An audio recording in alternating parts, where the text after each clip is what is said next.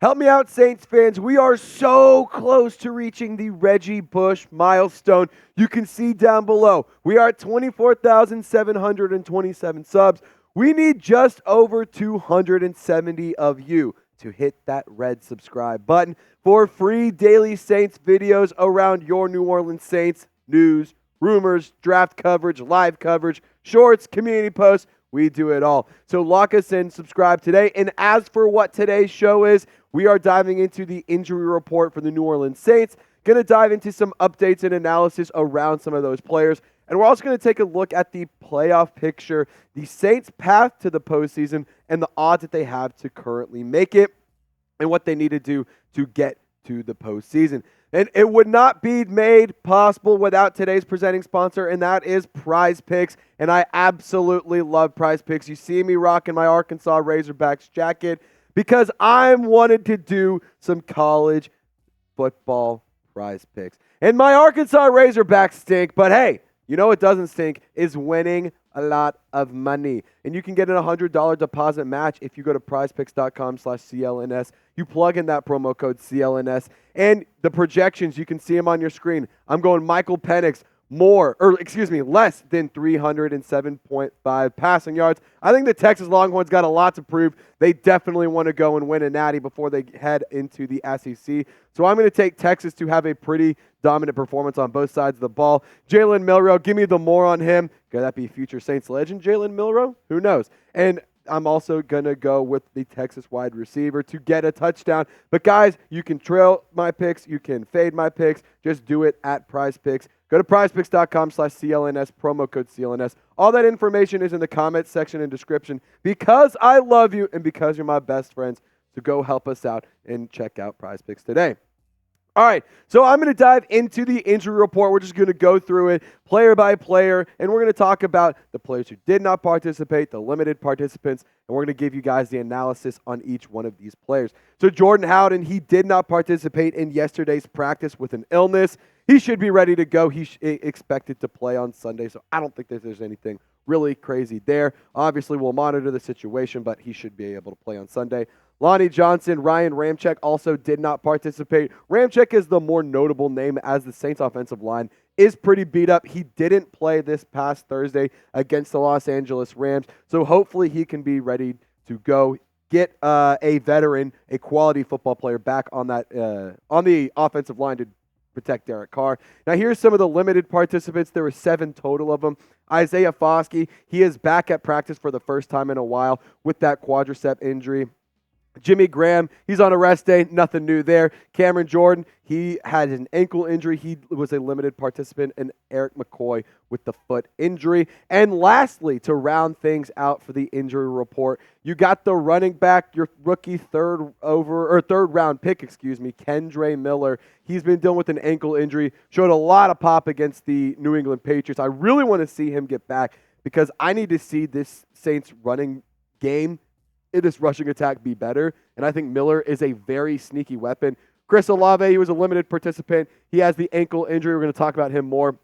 And notably, Peyton Turner, he's working towards getting back from IR with that toe injury. He's pretty much solidified himself as a first-round bust, but maybe, just maybe, he can get things going and play at the end of the season. But as for Kendre Miller, he is a player that is very, very talented, and we've seen him in a very limited sample size. 28 carries, 83 yards, but he has 9 receptions for 111 yards.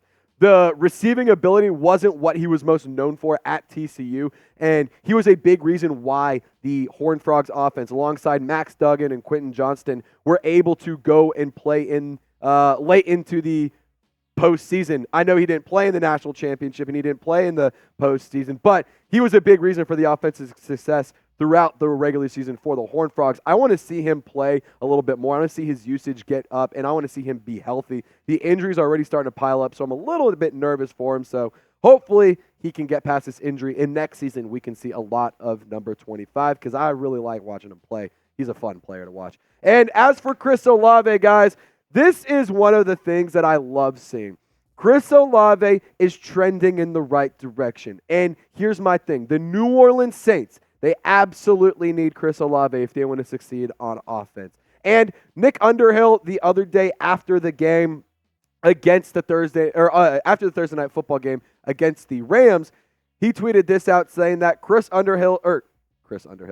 Olave told me that it took everything for him to be on the field for this game with his ankle injury. He was clearly in pain after the game. So obviously, Chris Olave, he was on the injury report leading up to the Thursday night football matchup last week. And if you didn't know this, he was kind of being, going to be close on whether or not he was going to play. He ultimately obviously did play. Had a great game, by the way. He went nuclear in the loss, and unfortunately he wasn't able to, or that wasn't enough for the Saints to get the win. But A.T. Perry, Rashid Shaheed, Keith Kirkwood, Lynn Bowden, those are your other wide receivers. And as you see at the bottom of your screen, on the practice squad, you got Jontre Kirkland, Shaq Davis, and Marquez Callaway. So expect one of those guys to be elevated for this week's matchup against the Buccaneers. And as for the receiving leaders, here's why the impact of Chris Olave is so important to me. Because not only does he lead the team in receiving yards, targets,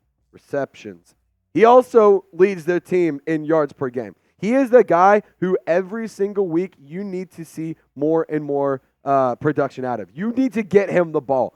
Give 12 the rock. We call him Big Play Olave for a reason, but Chris Olave is the bread and butter. He makes this offense work. He makes this offense absolutely stellar, and I want to see him continue to develop. He is now a 1,000-yard receiver for 2 straight years in a row. So congratulations, number 12. Show him some love and type his jersey number down in the comment section. It's Big Play Olave. Show him some big-time love.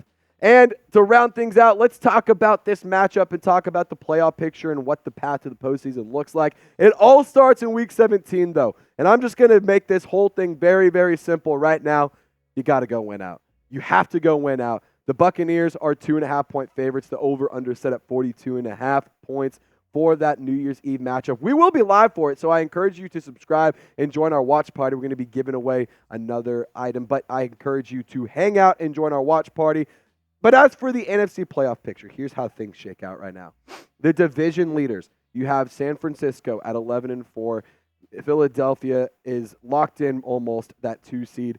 The Detroit Lions are at 3, and the Buccaneers are the NFC South representatives in the playoffs right now. And in the hunt, obviously, had you beat Minnesota or beat Green Bay or beat LA, you would have been in a much better position here. But you're still not technically out. You're mathematically not eliminated. And the numbers per the New York Times playoff predictor, here is kind of the synopsis of it all. The Saints have a 12% chance to make the playoffs right this second. Right now, on Thursday, December 28th, 2:15 p.m., they have a 12% chance to make the playoffs. They have a 3% chance to get the wild card spot. It's going to take a lot to get there.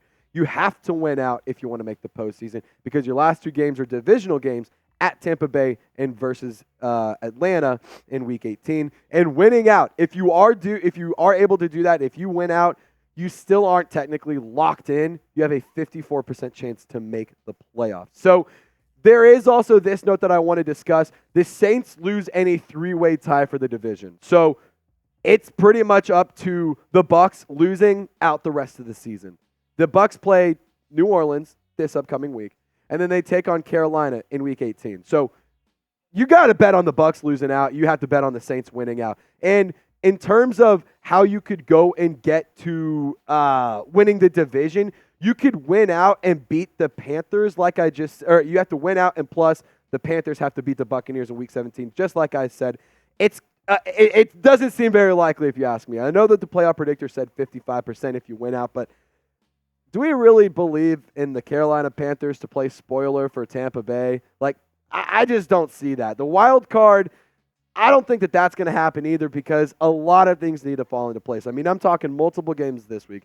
And next week, you have to have, I think it was, when I was looking at it, it was so many, I think it was like 5 or 6 different teams win or lose. It is a lot of different combinations that have to work out. But you've dug yourself into this hole. You've dug yourself into this mess. So as for the Week 17 rooting guide, if you want to make the postseason, Saints fans, you better be rooting for the New York Giants to take down Matthew Stafford and the Rams.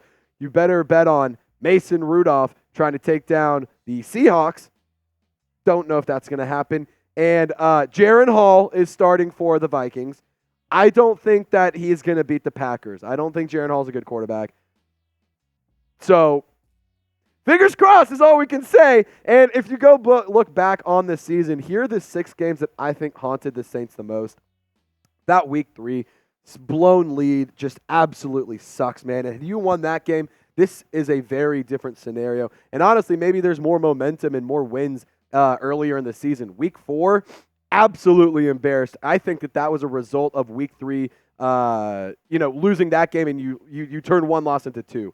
In week 6, they had no business losing to the Texans. I'm sorry. I think C.J. Stroud is a fine quarterback. I think they have some good pieces on that team, but you had no business losing to that Texans team. You should have handled your shit there, but you couldn't. Week 10 at the Vikings, what the hell? Why couldn't you handle it there? You lost to Joshua Dobbs, and now that's going to bite us in the ass. Week 12, obviously, you should have beat the hell out of the Falcons. What the hell are we doing there? That is absolutely despicable. In week 13, had you not put yourself into such a massive hole in the first quarter, you probably could have beat the Lions. Like, that's a game that I think is going to bite you in the ass more than a bunch of these games. And quite honestly, I think that with the current draft pick at number 11, this is what per Tankathon, obviously with that, I think that there's a lot to say about whether or not the Saints should start tanking. I think that there's a lot to say here of like, well, do we lose out here? Do we try and go and see what we can do over here? Because there's a lot of teams right now in the top 10 that could go for a quarterback. There's a lot of teams that could look to trade away and trade out of the top 10. Like, there's some weird situations and a lot of quarterback talent, a lot of offensive line talent, a lot of receivers. There's a lot of really good talent in this draft class, and quite literally, it's a really just good class all around. So do you want to go and get a higher pick in the first round because you don't have a ton of picks to have this year?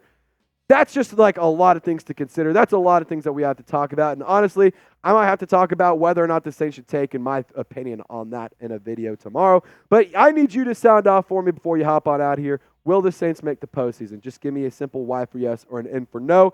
Let me know in the comment section. And as always, y'all stay golden. Join our watch party Sunday.